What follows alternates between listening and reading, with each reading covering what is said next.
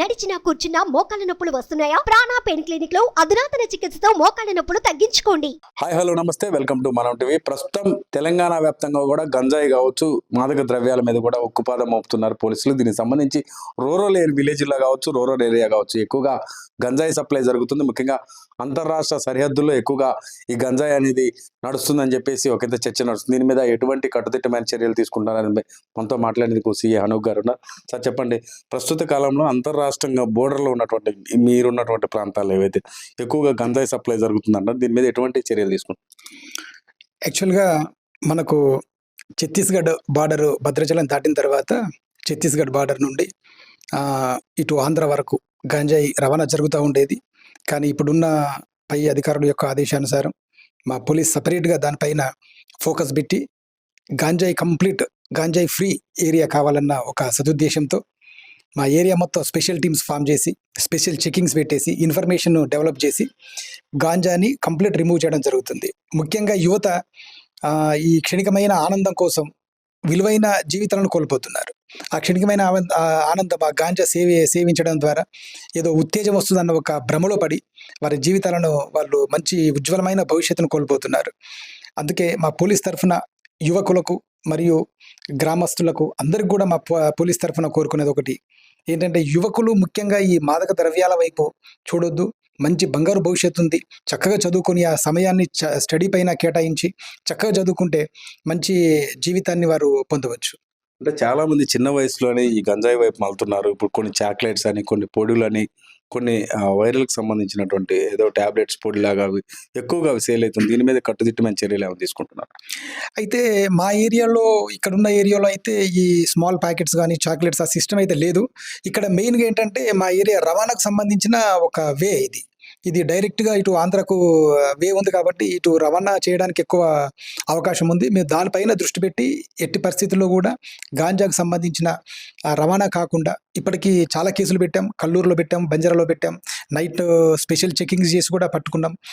చిత్తూరుకు సంబంధించిన వ్యక్తులు రవాణా చేస్తే జస్ట్ 3 months బ్యాక్ పట్టుకొని వాళ్ళు స్టిల్ ఇంకా జైల్లోనే ఉన్నారు. వారికి పకడ్బందీగా బెయిల్ అపోజ్ చేస్తూ వారు బయటికి రాకుండా ఎప్పటికప్పుడు బెయిల్ అపోజ్ చేస్తూ గౌరవ కోర్టులో కూడా దాన్ని ఫైల్ చేయడం జరుగుతుంది. ముఖ్యంగా గాంజా రవాణా సంబంధించింది మా ఏరియా నుంచి ఉంటుంది కాబట్టి దీన్ని కంప్లీట్ నిర్మూలన చేయడానికి అహర్నిశలు మా గౌరవ సిపి గారి యొక్క ఆధ్వర్యంలో స్పెషల్ టీమ్స్ని ఏర్పాటు చేసి చేయడం జరుగుతుంది. అంటే దీంతో పాటుగా విలేజ్లో ఉన్నటువంటి పీపుల్కి సైబర్ మోసాలు కూడా చాలా వరకు ఫాలో అవుతున్నారు. చాలా చోట్ల ఫోన్ వస్తే వాళ్ళకి ఏది నొక్కుతారో తెలియదు, చాలా ఇష్యూస్ కూడా వస్తుంది. మీ దృష్టికి ఏమన్నా? ముఖ్యంగా ఈ సైబర్ క్రైమ్ అధికమైన ఆశ. సాధారణంగా మనం ఒక శారీ కొనుక్కుంటే ఒక బ్లౌజ్ ఫ్రీ అంటే నమ్మాలి, కానీ బ్లౌజ్కి శారీ ఫ్రీ అంటే కూడా నమ్మి అమౌంట్ కష్టపడి సంపాదించుకునే అమౌంట్ అంతా జస్ట్ క్షణికమైన 1 నిమిషం 2 నిమిషాలలో మొత్తం కొట్టేస్తున్నారు. ఒకరు ఫోన్ చేస్తారు, ఫోన్ చేసి మీ నెంబర్ లక్కీ లెటర్ వచ్చేసింది, మీకు ఇంత లక్కీ లెటర్ వచ్చింది, ఎయిర్పోర్ట్లో ఆపేశారు, దానికోసం ఇంత మీరు ఫీ కట్టండి అంటే వీళ్ళు కట్టేస్తున్నారు. అంటే మనకు ఫ్రీగా ఎవరు ఇవ్వరు, డబ్బులు ఒట్టిగా ఫ్రీగా రావు. కానీ అందరూ కూడా మనిషి యొక్క బలహీనత ఏదైనా వస్తుంది అంటే దానికి సంబంధించిన డబ్బులు ఎంతైనా సరే పెట్టేసి వాళ్ళు అక్కడికి అమౌంట్ పంపడం జరుగుతుంది.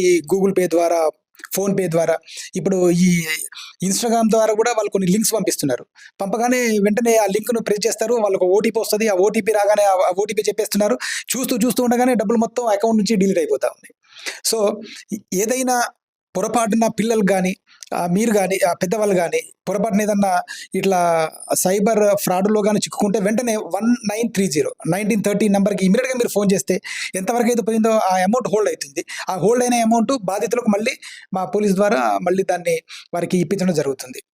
అంటే ఇప్పుడు విలేజ్లకు సంబంధించి యువకులు కూడా ఈ సైబర్ మోసాల పట్ల చాలా జాగ్రత్త వహించాలని మీరు అవగాహన కల్పిస్తున్నారు. కానీ కొన్ని చోట్ల ఫేస్బుక్లో కొన్ని లింకులు రావటం, నగ్నం వీడియోలు రావటం, వాటి ద్వారా వాళ్ళకి మరలా కాల్ చేసి బెదిరించడంతో చాలామంది సూసైడ్లు కూడా చేసుకుంటున్నారు. దీనికి వాళ్ళకి ఎలాంటి అవగాహన ఉండే అవకాశం? Yes, correct. ఇది కూడా జరుగుతూ ఉంది. నువ్వు మాకు ఇంత అమౌంట్ పంపాలి, లేదంటే నీ ఫొటోస్ మా దగ్గర ఉన్నాయి, మీ న్యూడ్ ఫొటోస్ ఉన్నాయి, అవి అప్లోడ్ చేస్తామని చెప్పి అట్లా బెదిరించే పరిస్థితులు కూడా ఉన్నాయి. అలాంటి ఏదైనా సమస్య ఉంటే, అట్లాంటిదాన్ని ఉంటే మీరు ఎక్కడి పరిస్థితుల్లో అధైర్యపడొద్దు.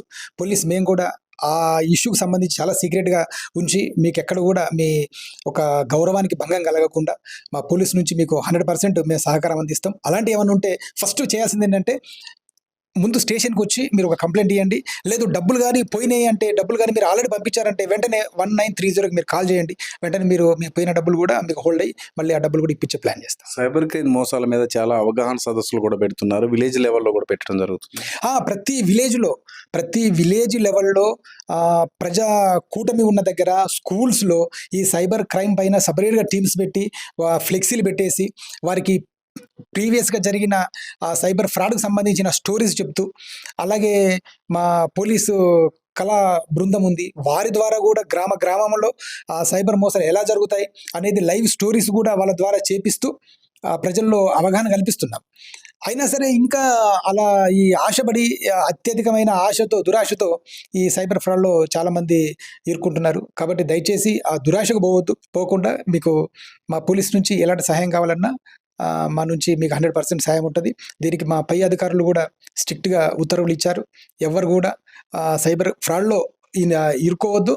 ఒకటి గ్రామంలో మా పోలీస్ పార్టీ తిరిగి వారికి అవగాహన కల్పిస్తున్నాం.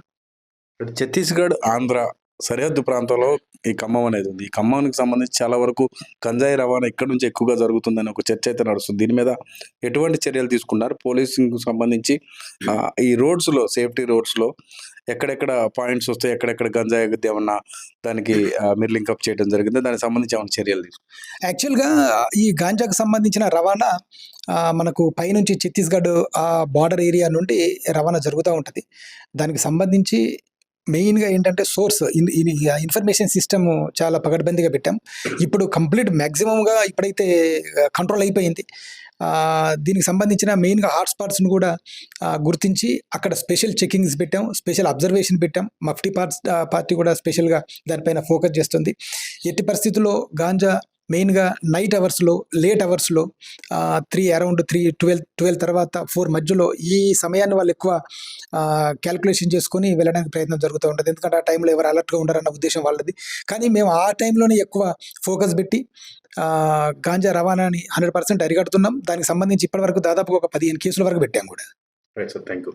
ఇది మొత్తం మీద గంజాయి రవాణాను అడ్డుకుంటాం, అలాగే సైబర్ నేరాల పట్ల కూడా ప్రజలు అప్రమత్తంగా ఉండటం ద్వారా వాటిని నియంత్రించవచ్చు అని అనుగ్రహ అయితే మనతో చెప్తున్నారు. ముఖ్యంగా గ్రామీణ ప్రాంతాలు ఎక్కువ ఉన్నటువంటి ఈ ఏరియాలో బియ్యం బంజర్ కావచ్చు, పెనుపల్లి కావచ్చు, సత్తుపల్లి కావచ్చు, ఈ ప్రాంతాల్లో చాలామంది సైబర్ మోసాల బారిన పడుతున్నారు, చాలా లక్షలు పోగొట్టుకున్నారు. తెలిసి తెలియని వాళ్ళు కూడా ఆ లింక్స్ అనేవి ఓపెన్ చేయడం వల్లే ఇష్యూస్ ఎక్కువగా వస్తున్నాయని చెప్తున్నారు. వెంటనే పోలీసుని అప్రోచ్ కావాలి. ఏమన్నా మెసేజ్లు వచ్చినా కానీ లేదా కాల్స్ వచ్చినా కూడా, ఎటువంటి బెదిరింపులు వచ్చినా వెంటనే పోలీసింగ్ని అప్రోచ్ కావాలని చెప్పేసి అనుగ్రహ అయితే మనతో చెప్తున్నారు. ఇక్కడ ప్రసిద్ధ భాషతో కిరణ్ ఖమ్మం.